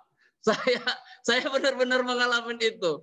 Bahkan mohon maaf saya umur 35 dipanggil saya sama keluarga, dikumpulkan pas tahun baru. Walaupun batin saya ini bertentangan, nggak masuk akal saya. Tapi demi menyenangkan orang tua saya harus lakukan gitu. Ada tulang saya, ada bapak saya, ya keluarga lah semua. Pas tahun baru, malam tahun baru saya dikumpulkan lah. ini malam tahun baru, besok tahun baru, pagi-pagi kamu harus berangkat ke kuburan mamamu. Bawa kau makan nita ini malam ini. Kita doakan ini ada tulang. Kau makan ayam itu yang banyak-banyak supaya kau muda gitu ya. Aku pikir apa nyambungnya lah ini pikirku. Ini perasaan saya kan waktu saya masih umur ya mungkin masih 32 atau 33 lah saya ingat itu. Jadi ya udahlah ini keinginan orang tua walaupun saya memang menganggap ini tidak masuk akal saya jalanin lah ini. Saya makan lah. Baru ita ini disisakan lah ada 3 biji kalau saya nggak tahu saya atau tradisi dari mana. Jadi nanti makannya di kuburan katanya. Aduh, udahlah saya doakan saya makan di kuburan juga. Saya ikutin aja. Ya akhirnya kembali saya di tahun baru itu, perjalanan waktu itu hampir 1 jam ini dari rumah ke kuburan mama saya. Ya saya lakukan juga lah itu di tahun baru. Pagi-pagi jam 6 saya sudah berangkat waktu itu tahun baru. Biar bisa bertahun baru lagi sama keluarga gitu. Saya lakukan saja. Tapi apa yang terjadi? Dari 33 sampai 38 ya nggak jadi juga nikah-nikah. Nah inilah artinya kadang orang tua itu memang khawatir. Bahkan saya juga sering dipanggil, gantengnya ada, ini mohon maaf ya, kerjaanmu sudah ada, tapi kenapa nggak laku-laku kan begini kan? Saya juga bingung, saya bilang. Tapi saya selalu bilang, Pak, Bapak nggak usah khawatir. Kenapa saya nggak nikah? Saya bilang, Tuhan memilih orang yang paling tepat buat saya. Bukan keinginan saya untuk tidak menikah. Saya sudah berusaha. Saya punya prinsip begini. Yang penting saya usaha, baik di dalam pekerjaan, di dalam apapun saya usaha. Selama saya usaha, pasti ada hasilnya. Soal hasilnya kapan berhasil, ya tergantung Tuhan. Saya nggak tahu, saya nggak bisa tanya Tuhan kapan waktunya. Tapi saya percaya, saya akan nikah. Saya akan dapatkan seorang wanita yang benar-benar sesuai hati saya. Yang benar-benar dapat membuat saya lebih dekat kepada Tuhan. Ini keyakinan saya, Pak, saya bilang. Walaupun kadang, ya namanya orang tua, apalagi bapak saya sudah sendiri, ya memang berat gitu karena saya anak pertama ya, anak yang mestinya kalau orang Batak mungkin ya membawa nama orang tua lah karena pahopu. Sementara adik saya sudah punya anak kan, dua adik saya sudah punya anak, sudah menikah. Sementara saya belum gitu loh. Adik-adik saya nggak ada kerjaannya, mocok-mocok umpamanya aja sudah pada nikah loh. Kamu kok enggak? Kan selalu ini menjadi beban kita. Terlebih juga pengalaman mertua saya juga seperti itu. Salah satu lahir saya kandung nomor 5 ya sampai sekarang belum menikah. Itu yang buat stres mertua saya selalu. Kapan lah dia menikah nih? 7 sudah menikah, 1 belum. Tapi dia bisa stres. Kadang inilah kadang mohon maaf bagi orang tua. Apa ya? Saya mungkin hanya sedikit masukan dan saran. Kenapa lupa dengan yang 7 hanya karena 1? Memang Allah gara-gara 1 dicari, tetapi janganlah hanya gara 1 orang terhalang untuk menikah, jadi apa beban. Sementara Paulus mengatakan memang ada orang yang ditakdirkan memang tidak menikah. Memang ada, karena ada apa? Ada hal-hal yang khusus Allah untuk bekerjakan seperti dia, sama seperti Paulus kan. Nah, jadi mungkin di sini kita perlu bersyukur lah bagi orang tua. Ini mohon maaf saya bukan menggurui, mengajari, agar kita tetap yakin dan bersyukur bahwa anak-anak kita, saya juga percaya Teti juga kalau yakin Tuhan menyediakan terbaik itu masalah waktu Teti akan dapatkan yang terbaik. Sesuai dengan apa? Sesuai dengan rencana Tuhan. Serahkan aja sama Tuhan. Tuhan, saya serahkan hidup saya pada Tuhan dan pasangan saya percaya Tuhan akan apa? Jawab doa-doa. Dan saya mengalaminya. Dan puji Tuhan, hingga saat ini saya mendapatkan yang terbaik dari pasangan saya. Jadi artinya itulah memang Tuhan berikan tepat pada waktunya, akhirnya semua apa? Indah pada waktunya. Terima kasih. Mungkin itu sedikit. Mohon maaf agak panjang. Salam. Terima kasih. Baik. Terima kasih.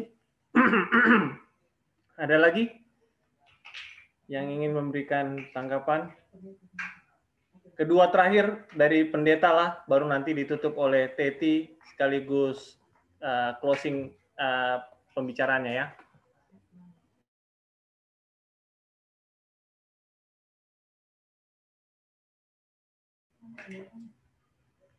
Pak Pendeta, silakan.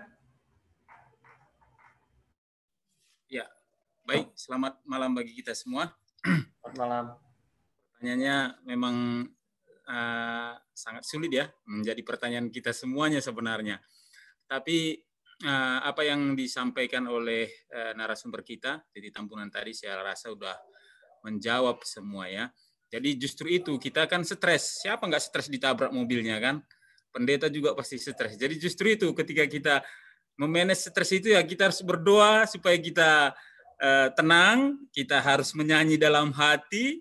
Ya, ketika kita membaca Alkitab kita akan bisa memanage stres kita gitu. Kita bisa menyikapinya dengan tenang, walaupun mungkin secara alamiah kita pasti stres begitu ditabrak, stres. Tetapi begitu kita keluar dari mobil, mungkin seiring lebih tenang sedikit lah gitu. Tapi kalau kita makin menggebu-gebu, karena ada cerita seperti ini. Saya sebut nama aja karena ini cerita yang baik kok.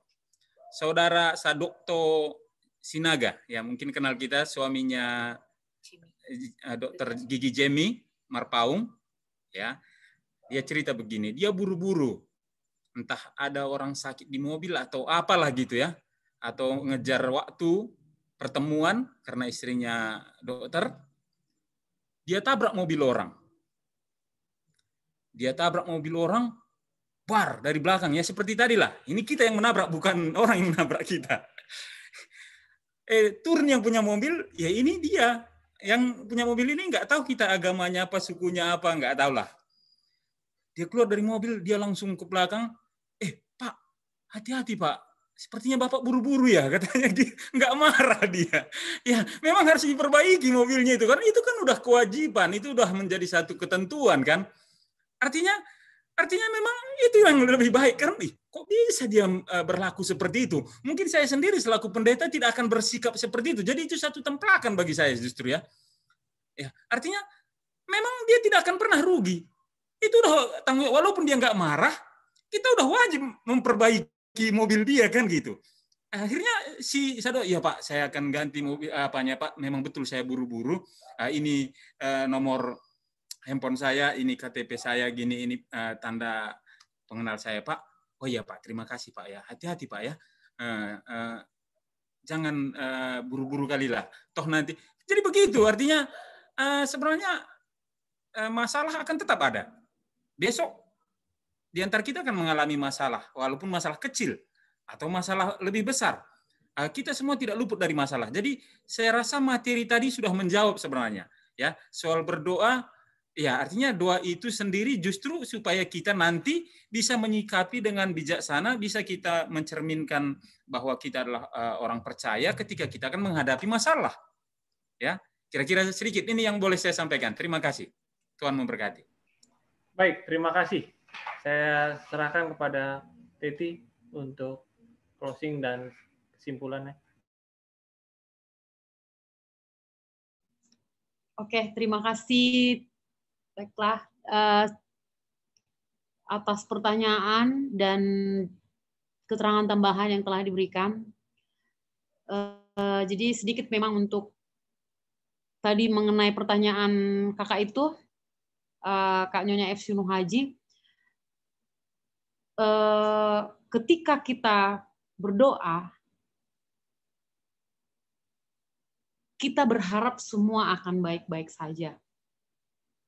Tetapi ketika tidak baik yang terjadi, tidak juga kita mengatakan seperti yang dikatakan oleh bapak-bapak tadi, bahwa Tuhan langsung menghukum kita atas ketidakpenyerahan hidup kita ke dalam tangan Tuhan.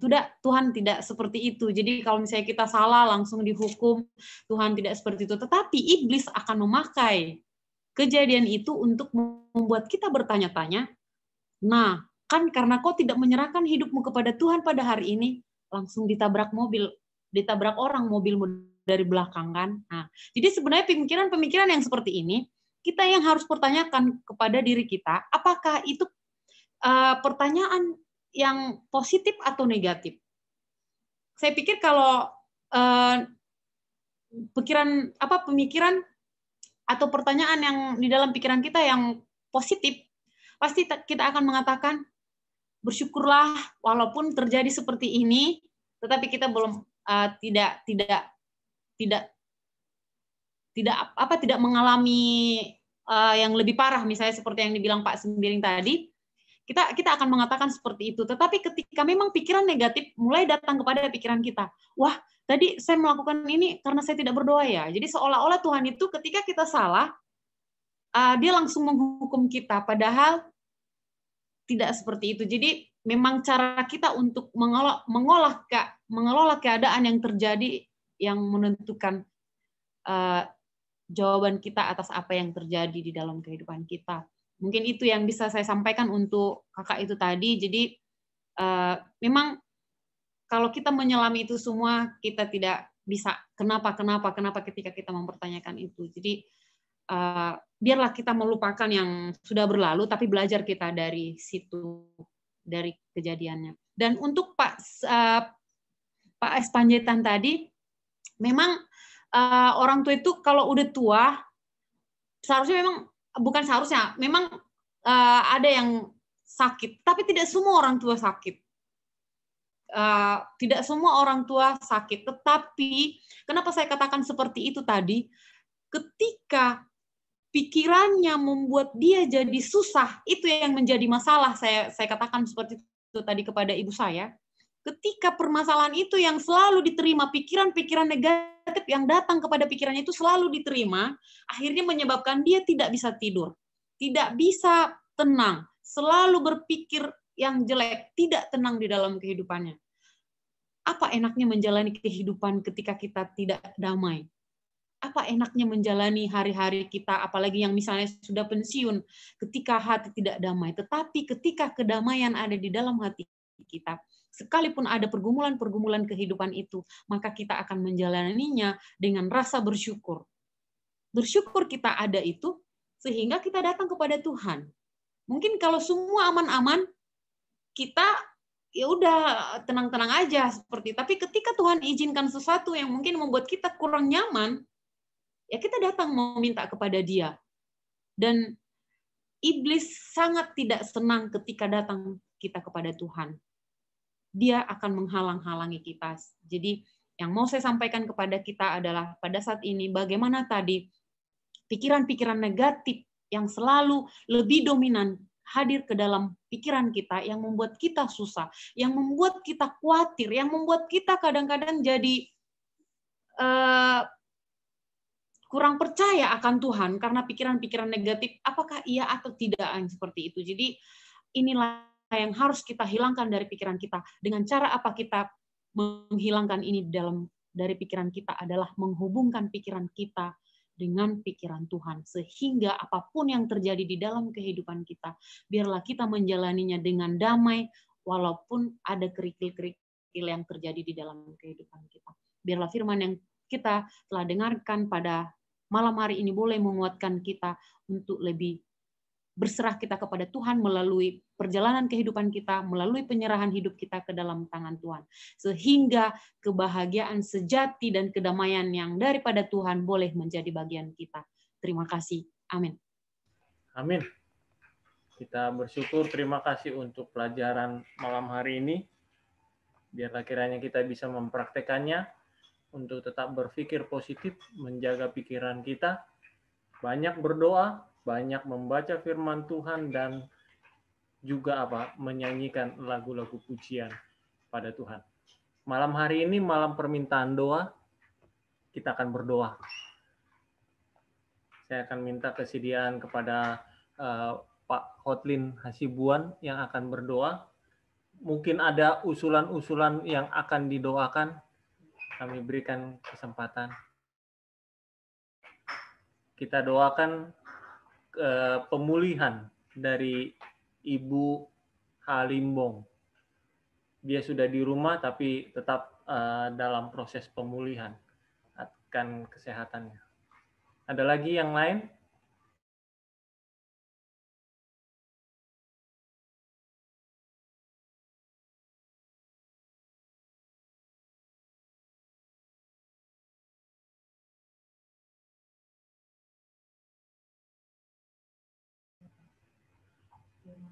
Kita doakan firman Tuhan, kita doakan adik Teti yang sudah menyampaikan firman Tuhan, kiranya berkat Tuhan menjadi bagiannya.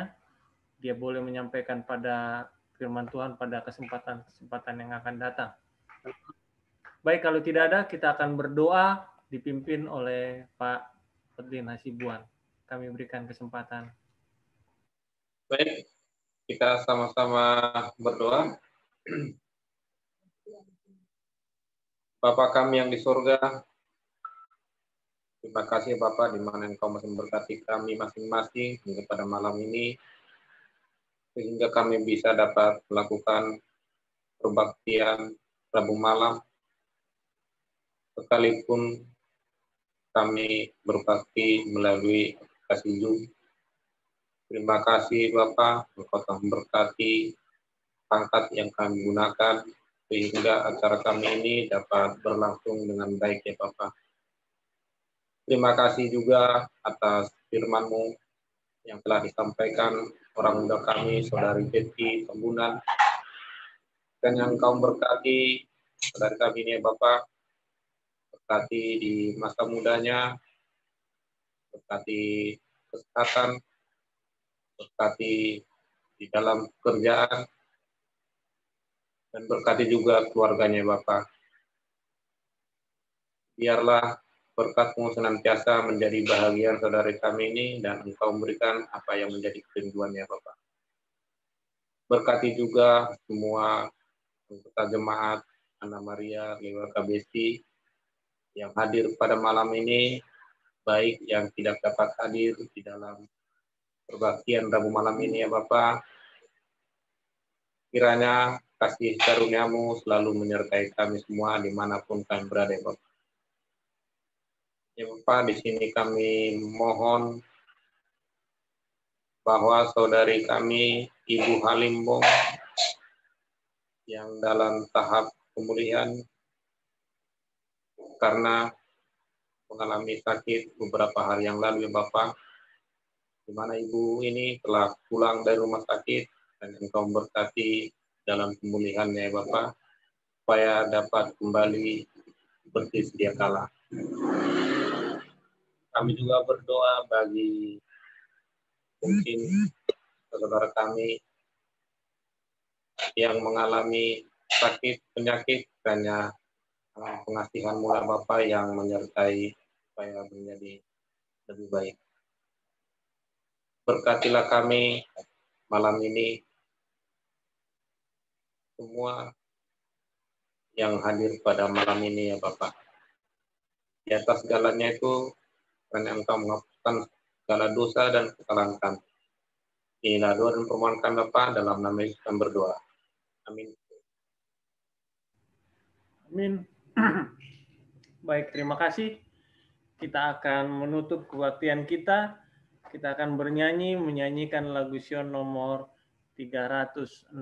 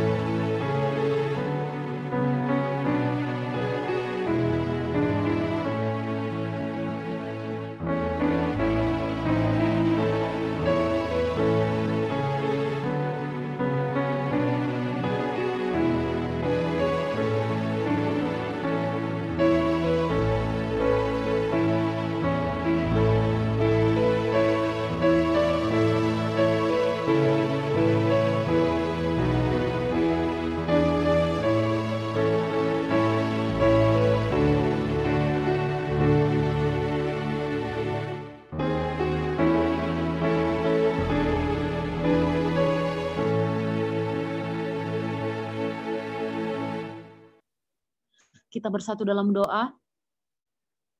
Allah Bapa yang bertahta dalam kerajaan sorga, puji dan syukur kami panjatkan kehadirat-Mu Tuhan pada malam hari ini.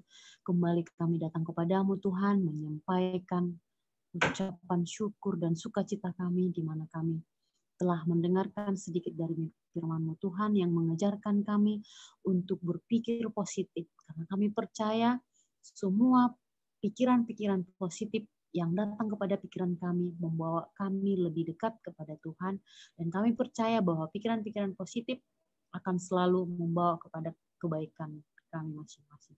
Biarlah Tuhan firman yang telah kami dengarkan boleh kami terapkan dalam kehidupan kami supaya kami dapat berpikir akan masa depan kami, akan masa depan kami kelak di ujung hidup kami Tuhan. Biarlah kami tidak hanya memikirkan masa sekarang, tetapi kami juga berharap masa depan yang Tuhan telah sediakan bagi kami untuk kami menjadi pewaris-pewaris surga. Biarlah Tuhan dari sekarang, dari masih muda kami mempersiapkan diri kami untuk layak di hadapan-Mu melalui pemikiran-pemikiran positif yang ada di dalam pemikiran kami. Terima kasih Tuhan kepada semua yang telah hadir. Biarlah berkat yang sama menjadi bagian kami. Pada malam hari ini juga kami akan istirahat. Biarlah Tuhan yang menyertai kami dalam istirahat kami, sertai kami dan lindungi kami. Dalam tangan-Mu kami serahkan kehidupan kami. Mohon ampun Tuhan segala dosa dan perbuatan kami. Layakkan kami menjadi anak-Mu. Di dalam nama Yesus kami berdoa dan mengucap syukur. Amin. Amin. Sampai di sini perbaktian kita malam hari ini. Selanjutnya saya serahkan kepada Ketua Pak Sigalingging atau Pak Otlin Hasibuan. Selamat malam bagi kita semuanya. Terima kasih kepada adik kami Teti yang sudah membawakan pelajaran pada malam hari ini, dan juga anak-anak kami, anak orang-orang muda yang sudah berpartisipasi. Biarlah kiranya pelayanan yang sudah diberikan berkenan di hadapan Tuhan, dan terkhusus bagi adik kami Teti sehingga kami berdoa semua doa-doanya dikabulkan Tuhan dan memberikan masa depan yang lebih baik. Itu doa kami, dan kepada seluruh anggota jemaat kami ucapkan semuanya selamat malam dan selamat beristirahat. Kami berikan kesempatan ini kepada Bapak H. Hasibuan. Silakan Pak. Baik, sekali lagi selamat malam buat kita. Sekali lagi terima kasih kepada anak-anak muda kita yang telah berpartisipasi pada malam ini, terkhusus pada pembicara kita, Saudari Teti. Terima kasih orang-orang muda. Untuk sedikit pengumuman, tadi saya ada dapat informasi dari Pak Pendeta bahwa tanggal minggu depan ya Pak Pendeta ada KKR ya Pak Pendeta. Ya, tanggal 29 sampai tanggal 5. Sampai tanggal 5 ya. Ya. Jadi di seminar kita kena 1 hari yaitu di malam Jumat. Pembicara kita kalau Pendeta Sucianto ya, Pak Panjaitan ya, kalau nggak salah. Pak. Kalau nggak salah Pendeta Tumalun deh. Tanggal berapa tadi? Di tanggal 4. Tanggal 4. Pendeta Tumalun, betul. Tumalun atau Sucianto? Pendeta Tumalun, Pendeta Tumalun. Jatuh tanggal 11, Pak. Oh, jadi bagaimana kita? Tetap kita jalan atau kita ikut KKR? Boleh ada tanggapan? Kalau saya pribadi bukan mengurangi istilahnya rasa hormat atau rasa ini sama organisasi kita, yaitu Sumatera Utara. Karena yang saya lihat sudah berapa kali ada KKR, mohon maaf kalau dari gereja kita sendiri yang ikut di KKR tersebut nggak seberapa yang saya lihat. Karena saya juga ada beberapa kali ikut, Kalau dari gereja kita sendiri sedikit yang saya lihat yang gabung. Dan kalau kita pun membuat seminar di setiap hari Jumatnya, yang dari gereja kita juga, ya itu juga. Jadi kalau usul saya, tanpa mengurangi rasa hormat kita kepada pimpinan kita di Sumatera Utara, apa yang sudah kita jadwalkan, kita jalan terus. Itu dari saya. Mungkin dari Bapak Ibu ada masukan atau usul, silakan. Pak Hasibuan, memang ya, memang ada sedikit apa saya katakan bahwa kurang cepat informasi mengenai Minggu Sembahyang ini kita terimakan, sehingga kita sudah jadwalkan untuk tanggal tersebut. Tapi saya kira kalau boleh lebih baguslah kita ikut dan patuh terhadap pimpinan kita, kan. Maksud saya, kalau sudah dijadwalkan seperti itu dari daerah, nanti mungkin kalau boleh sama Pak Kurangan atau Pak Panjaitan, barangkali diundur waktunya yang ambil bagian di hari Jumat itu. Kelihatannya seperti kurang kurang seperti ada pembangkangan atau apa yang kelihatannya kalau sampai kita buka Zoom juga di hari yang sama, kan begitu kan. Jadi saya kira itu Pak ya, mungkin itu usul saya, kan. Kebetulan juga daerah itu kan di mana kita berada gitu kan. Kalau sekiranya dari daerah yang lain mungkin nggak begitu kali masalah, kan begitu kan. Dan ada baiknya juga memang kita seperti itu, saya kira kita ikuti KKR yang dari daerah itu. Mestinya memang harus kayak gitulah, saya kira Pak, supaya kelihatan kita itu bukan agak lucu nanti saya kira kalau sampai kita buka Zoom juga. Itu saya kira ya. Yang lain lah, coba dulu Pak, mungkin Pak Kurangan, Pak Sembiring, dan kita semualah, Pak Pendeta. Baik, mungkin itu pandangan dari Pak Ketua kita, Pak Sigalinggi. Mungkin ada dari yang lain? Ya. Oke, mungkin saya sumbang saran aja ini. Ya, silakan Pak Sembiring. Ya, saya duluan Pak Pendeta, nanti Pak Pendeta yang nutup supaya apa yang kurang ditambahi, apa yang berlebihan dikurangi. Iya kan? Begini, kami orang tua ini sebenarnya bersyukur ini ada banyak KKR, banyak Zoom. Hampir tiap hari itu ada 3-4 Zoom yang bisa kita ikuti, kan begitu. Akhirnya nanti saya nggak cari makan lagi pun. Ya kan? Bukan artinya saya ini mengajak saudara supaya jangan ikut, bukan.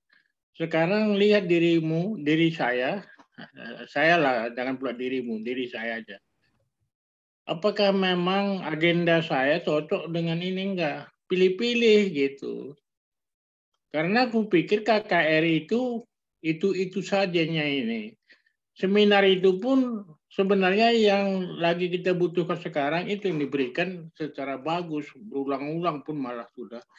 Jadi untuk itu, seperti kita ke toko Serbada ya, banyak pakaian yang ditawarkan. Tapi apakah semua kita beli?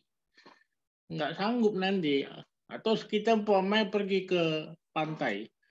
Di sana banyak lokan atau batu-batu yang indah-indah ya. Apakah semua kita kumpulkan? Satu truk, Pak.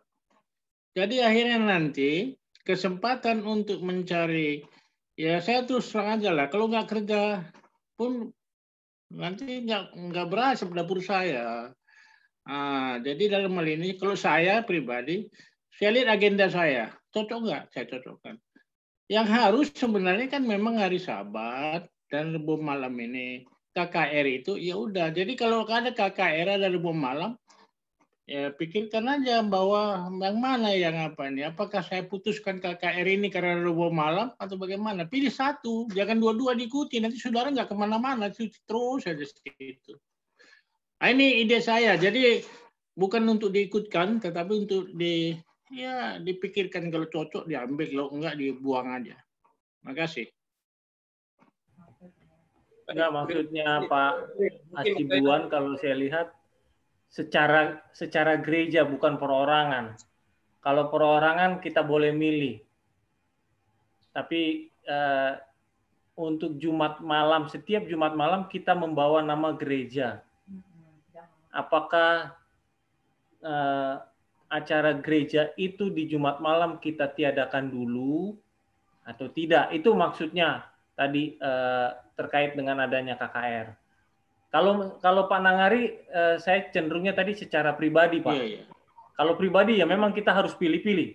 Tapi kalau membawa secara gereja, jadi kita berbicara bukan saya, tapi gereja apakah akan buka?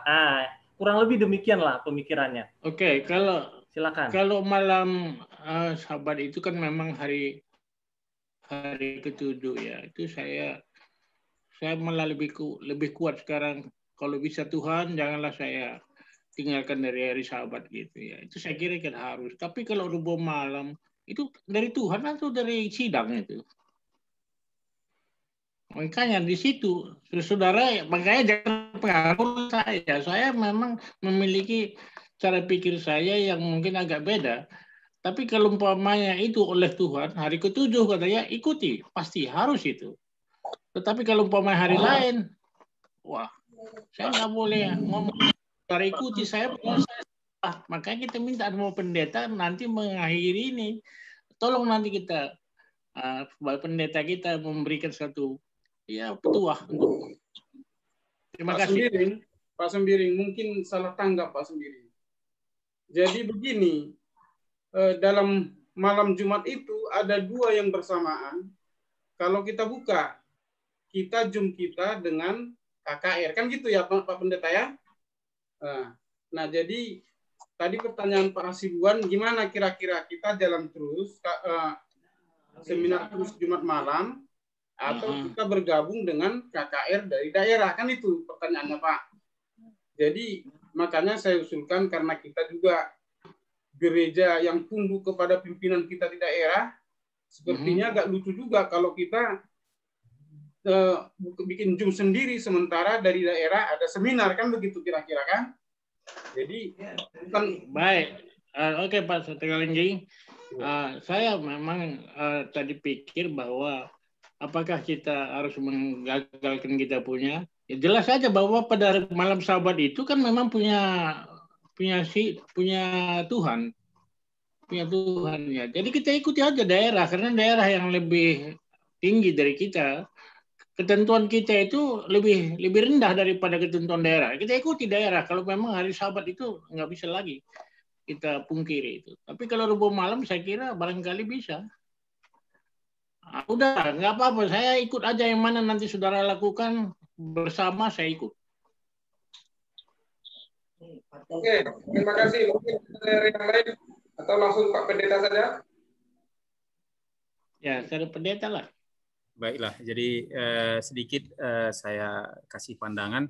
Sebenarnya yang manapun ini adalah merupakan satu pelayanan ya. Artinya nggak ada yang salah dengan apa yang kita buat ini, justru sudah sangat menjadi satu saluran berkat ya. Hanya saja kita harus memiliki pertimbangan sehubungan dengan jadwal yang berbenturan ya. Karena memang KKR ini udah direncanakan 1 bulan lalu, tetapi belum fix tanggalnya. Jadi karena nggak fix tanggalnya kan nggak bisa kita langsung sosialisasikan, karena nggak tahu kita tanggal yang tepat. Jadi baru minggu yang lalu tanggal ini ditetapkan oleh daerah, karena bulan yang lalu kan KKR Gembala. Jadi daerah juga kan sudah ada program-program kerja yang harus mereka lakukan. Tentu program-program daerah itu link dengan jemaat yang nggak bisa mereka lakukan tanpa kita begitu. Jadi kebetulan kita juga sudah ada jadwal, nggak ada yang salah itu, cuma itu tadi pertimbangan kita. Kalau memungkinkan kita majukan jadwal yang sudah terjadwal. Kalau memungkinkan, artinya kalaupun tidak, artinya ini adalah satu pemberitahuan, siapa tahu kita bisa berbagi waktu, tetapi apa namanya, ya bukti kita mendukung program daerah sehubungan dengan penginjilan, ini kan penginjilan juga, KKR, artinya nggak mesti kita juga apa namanya sasarannya, tetapi bukti dukungan kitanya sebenarnya, ya. Bukti dukungan kita, sasarannya memang namanya KKR, Kebaktian Kebangunan Rohani, goalnya mungkin ya siapa tahu kita bisa kasih linknya ke tetangga atau ke rekan-rekan kerja kita atau sahabat kita, ya. Tetapi sebagai bukti dukungannya kita juga kan tentu hadir, nggak mungkin kita serahkan linknya, karena tentu pembelajarannya memang seperti Pak Nangari bilang ya, yang sudah-sudah, yang biasa-biasa saja. Ya, tetapi walaupun materinya biasa, ya tergantung narasumbernya, penyampaiannya. Ya, jadi memang narasumber kita sepanjang 1 minggu ini adalah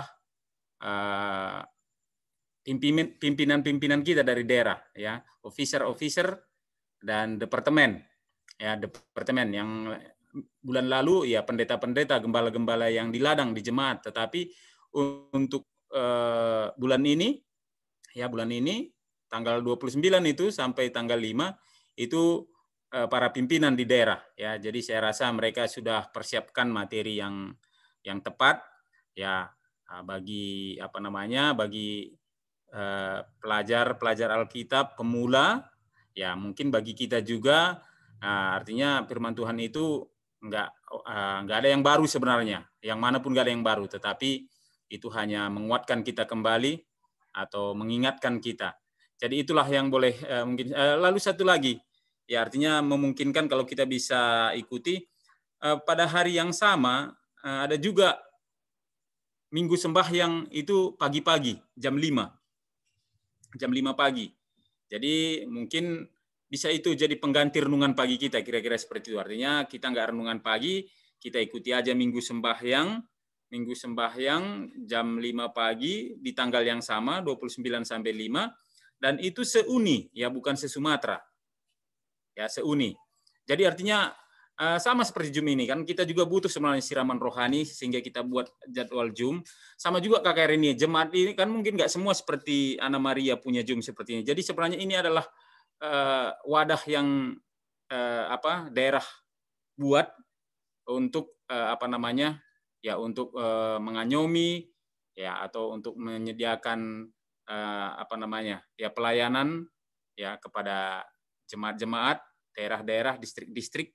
Jadi sebenarnya kehadiran kita adalah bukti dukungan kita sebenarnya, ya karena ini juga bagian daripada pelayanan atau penginjilan atau apa namanya, ya penginjilan lah, ya itulah yang boleh. Terima kasih, itulah yang boleh saya sampaikan Pak. Terima kasih. Baik, terima kasih Pak Pendeta. Jadi kita putuskan kita gabung di KKR.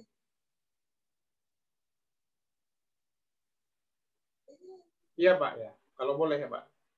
Ya, bagaimana yang lain? Ikut Pak, ikut. Baik, saya kira kita akan ikuti KKR dari daerah di 1 minggu ini. Jadi kita minta kepada Bapak Turangan untuk konfirmasi kepada pembicara kita di tanggal 4 supaya diundur. Ya Pak Turangan. Siap. Oke, baik. Mungkin untuk malam ada lagi yang mau ini sampaikan sesuatu sebelum kita tutup? Untuk hari Sabat Pak Juma itu udah termasuk KKR itu ya? Lupa saya. Belum. Belum. Lagi. Gimana pembicaraannya Pak? Udah fix kemarin? Oh, khotbah Ibu Pendeta. Oh iya. Pemimpin diskusi kita Pak Sembiring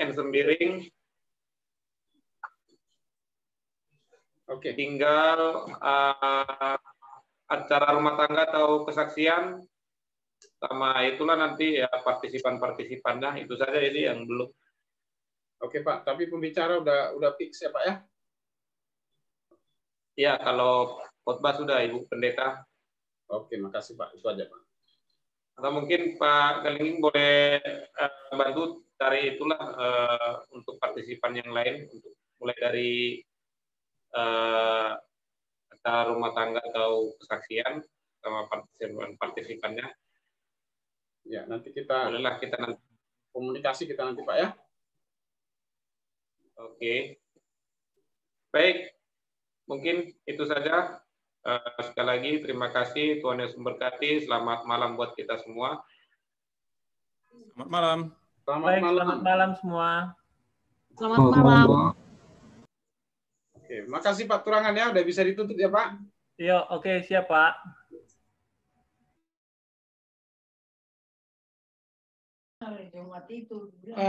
Pak Hodlin, sebelum Anda keluar, sudahkah keluar pengumuman untuk seminar apa? Ya, untuk Jumat malam ini yang akan datang ini kan itu masih tanggal 26, itu 26, 27 ya, iya 27. Ya, belum. Ya, lagi dikerjain, mungkin besok mungkin sudah siap itunya poster undangannya. Oke, Bapak ada pesan khusus dari Pak Pendeta kita Pranginangin. Kalau bisa itu sampaikan juga ke sidang di daerah Tanah Karo dan juga di Langkat. Itu pesan beliau khusus karena dia tahu bahwa dia masih ingat saudaranya yang di Tanah Karo dan di Langkat. Jadi kalau sudah ada itu tadi pengumuman, tinggal SMS-kan aja ke sana, selesai. Iya, besok. Ya, untuk kita semua saya kira yang mungkin boleh nge-share lah. Atau Pak Pendeta mungkin banyak linknya di daerah Tanah Karo atau di Langkat, atau bagi kita siapa saja boleh. Ya. Nanti kalau undangannya sudah selesai boleh dikirim. Ya, saya akan kirim ke pendeta-pendeta yang di Tanah Karo supaya mereka share nanti di jemaat atau di grup mereka. Terima kasih. Termasuk Langkat, ya, Pak. Ya, siap. Terima kasih. Mungkin besok mungkin siap ininya. Posternya. Oke, selamat malam. Oke, selamat malam. Baik, selamat malam semua.